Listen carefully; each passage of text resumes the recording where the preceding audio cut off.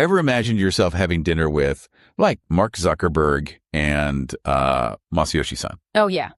But not just, as a guest, but as someone who's actually a key player in their world. Right. Shaping like billion-dollar deals. Yeah. Well, that's the reality Alok Sama lived. Mm-hmm. And he's really kind of spilling the beans in his memoir, The Money Trap.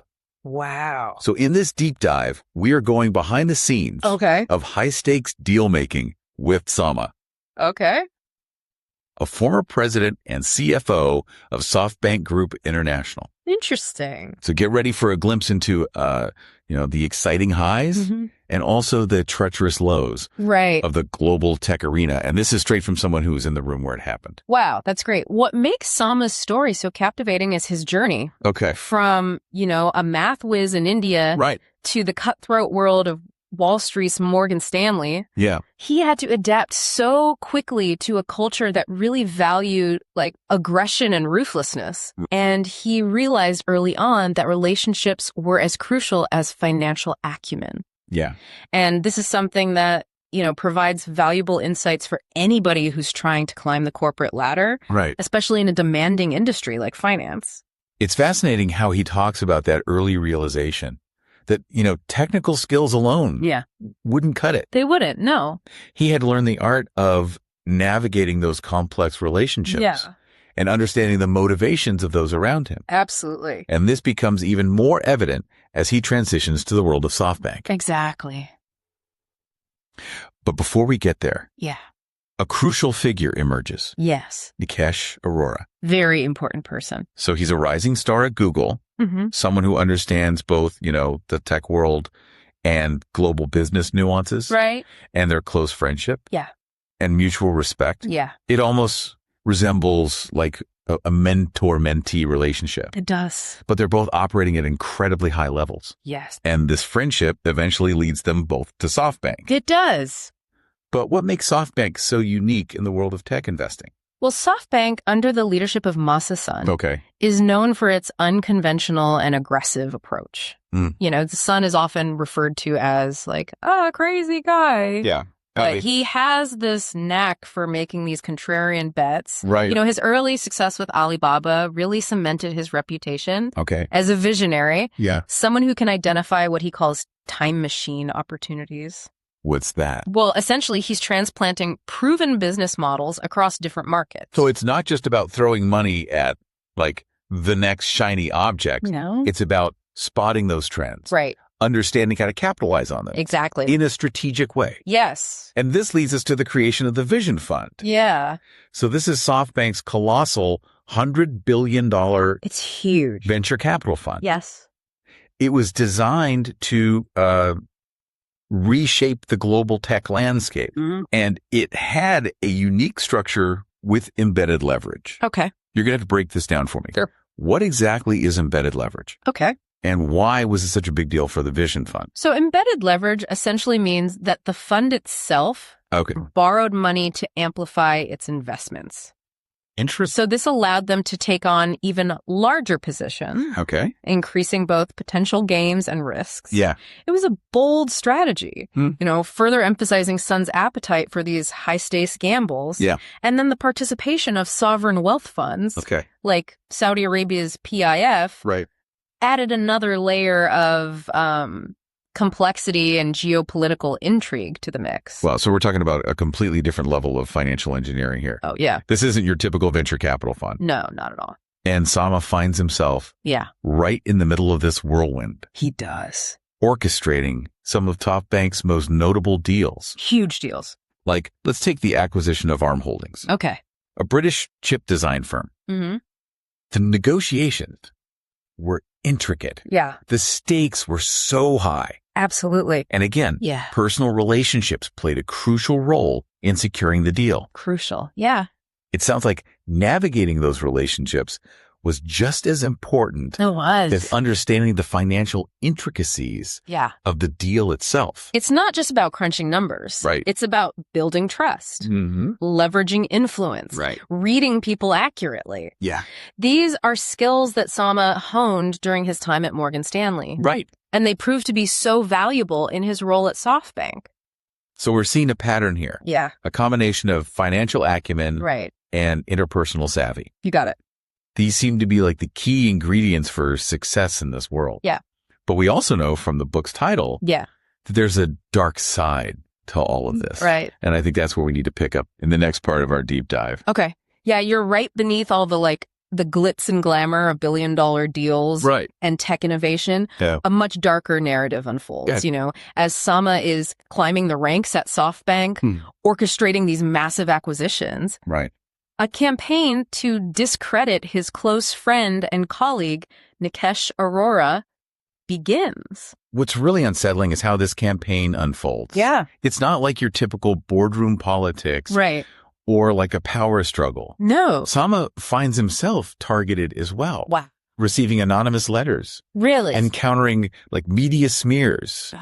And just this feeling, this constant sense of paranoia. Mm-hmm. He even hires private investigators. Wow. Cybersecurity experts, lawyers. Yeah. To uncover the truth. Wow. It feels like a real life corporate thriller. This is where Sama's account becomes truly gripping. Yeah. He gives us this detailed and chilling look into these shadowy tactics that were employed against him and Aurora. Mm-hmm. The feeling of being constantly watched, not knowing who to trust. Yeah. It's palpable in his writing. And the fact that they were never able to definitively pinpoint the sorts of the attacks just adds another layer of intrigue and unease. It really makes you wonder about the lengths people will go to in this world of high finance. Absolutely. Where power and money are at stake. Yeah, this episode raises important questions about ethics and integrity in these cutthroat environments. Right. But while dealing with this external pressure, cracks also begin to appear within SoftBank itself. Okay. One of the most prominent examples is the WeWork investment. WeWork. Yeah. That whole saga was a wild ride. Oh, it was. Even for those of us who were just observing from the outside. Exactly. WeWork, with its charismatic but erratic leader, Adam Neumann, was like the epitome of the excesses of the tech bubble. Yeah. Its business model, based on shared office spaces, was fundamentally flawed. Right. Yet it managed to garner this astronomical valuation, largely driven by hype and unchecked capital. And Sama, with his, analytical mind and his experience in finance, seems to have seen through this facade early on. Yes. He was skeptical of WeWork's valuation and all the hype surrounding it. Yeah. He details his concerns and reservations in the book, but often, even when you see the train wreck coming, you can't stop it. Right. Especially when you're part of a larger machine like SoftBank. That's a crucial insight right there. It is. Even the most seasoned professionals, with all their experience, their expertise, can get caught up in the momentum of a bad deal. Yes. Especially when you've got these powerful personalities and these immense sums of money involved. Absolutely. Did Sama discuss what he learned from this experience? Yeah. Absolutely. Sama reflects on the WeWork debacle as like a turning point for him. Yeah. He emphasizes the importance of thorough due diligence. Right. Independent analysis. Yeah. And not getting swept up in the hype. Okay. He even talks about the concept of schmuck insurance. Okay. I have to admit, I'm not familiar with that term. Okay. What exactly does schmuck insurance mean in this context? It's a term that Sama uses to describe his investment philosophy after his SoftBank experience. Yeah. He realized that chasing the next big score, taking those, risky bets that SoftBank was known for, wasn't for him. Okay. Instead, he shifted his focus to preserving capital, making smart long-term investments that would provide financial security for himself and his family. Okay. It's about prioritizing safety and stability over risky high-growth ventures. So it's like learning from your mistakes. It is. And adjusting your approach based on those lessons. Exactly. I think that's something a lot of people, especially in the business world, can relate to. Exactly. And this concept ties into a broader theme that emerges from Sama's story. Okay. The importance of aligning your actions with your values. He talks about the challenges of staying true to yourself. Right. In an environment that often rewards, ruthless ambition and win-at-all-cost behavior. That's a powerful point. It's so easy to get swept up in the culture. It is of a high-stakes environment. Especially when success seems to come at the cost of compromise. Yeah. But Sama's journey suggests that finding that balance between ambition and integrity is possible. Yeah. Even if it means stepping away from the limelight. And this internal conflict, this wrestling with his conscience. Right. It's a recurring theme throughout the book. Mm-hmm. It adds this layer of depth to his story, making him a relatable and even a sympathetic figure. Yeah. Despite his involvement in these massive deals. Mm-hmm. And his proximity to, immense wealth. It's a reminder that even in the world of billion-dollar deals, at the end of the day, we're all human, grappling with our own internal compass, trying to navigate this complex and often unforgiving world. Exactly. But before we delve further into these personal reflections and lessons learned, I'm curious to hear more about his journey after leaving SoftBank. So we've seen Sama kind of navigate these treacherous waters of high stakes finance and grapple with these ethical dilemmas and ultimately step away from the SoftBank whirlwind. Yeah. So what happens next? Well, that's a great question. Yeah. Does he just retreat from the world of investing altogether? Right. Or does he find a new path that aligns with his evolving perspective? Yeah. It's interesting. He doesn't completely disengage. Okay. He continues to engage with the markets. Okay. But on his own terms. He talks about becoming a schmuck insurance investor. Right. Prioritizing capital preservation and long-term stability over those risky ventures. So it's almost like he's taken those lessons from the WeWork debacle. He has. And applied them to his own personal investment philosophy. Yeah. He's seen firsthand the dangers of unchecked hype and excessive risk-taking. Right.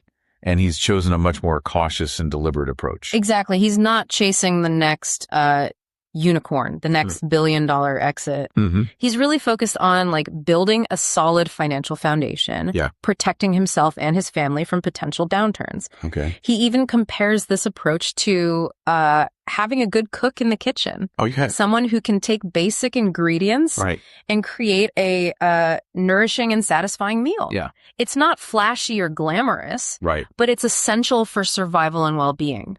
That's a great analogy. Thanks. It highlights this shift from chasing that fleeting success to building something that's sustainable and enduring. Exactly. But I'm curious, does he ever miss the excitement, the adrenaline rush of those big deals? Yeah. That feeling of being at the center of the action? He acknowledges the sense of freedom and liberation that comes with stepping away from the corporate world. Right. He's no longer beholden to, demanding investors or the pressures of a hierarchical structure. Mm-hmm. He can make decisions based on his own judgment, his own values, and his own timeline. Okay. And while he primarily focuses on, those conservative investments, he doesn't completely shy away from exploring new frontiers. This is where his foray into the world of cryptocurrency comes in, right? You got it. Yeah. It's fascinating to see how he approaches this new and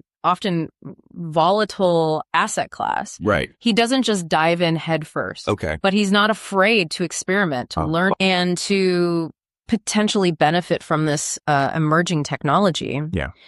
It speaks to his intellectual curiosity, his willingness to adapt and evolve, even as he maintains that, core focus on financial security. So it's not just about retreating to a safe haven. Yeah. It's about finding that balance between prudence and exploration. Right. He's taking those calculated risks, but always with an eye on the bigger picture. Yeah. That long-term goal of financial stability and well-being. And this balanced approach extends beyond his financial decisions. Okay. He reflects on the importance of finding meaning and purpose outside the world of work. Yeah. Prioritizing relationships, personal growth, and giving back to the community. Mm-hmm. He even shares some poignant reflections on mortality and legacy. Yeah. Prompted by the loss of both of his parents and his beloved dog. It sounds like his journey through the world of high finance, with all of its, triumphs and tribulations. Yeah. Has ultimately led him to a deeper understanding of what truly matters. Right. It's not just about the money. Yeah. It's about living a life Right. That's aligned with your values, your passions, and your purpose. And that's such a powerful message that resonates far beyond the world of business. It's a reminder that success is not a linear path. Right. And that failures and setbacks can actually be opportunities for growth and transformation. It's about defining success on your own terms, not by the metrics of, a particular industry or social circle. The Money Trap offers a rare glimpse into the inner workings of the tech and finance world. Yeah. But it also provides these valuable lessons for anyone navigating their own career path, their own financial decisions, and their own search for meaning and purpose. Sama's story is a testament to the power of self-awareness, resilience, and the courage to forge your own path, even when it means deviating from the conventional narrative of success. We hope you found this deep dive into Alok Sama's The Money Trap insightful and engaging. Yeah. What lessons resonated with you? Share your thoughts in the comments below. Yeah. And if you enjoyed this deep dive, don't forget to like, subscribe, and hit that notification bell so you don't miss out on future episodes of Book Reviews 1. Right. We'll see you next time for another deep dive into a captivating story from the world of business.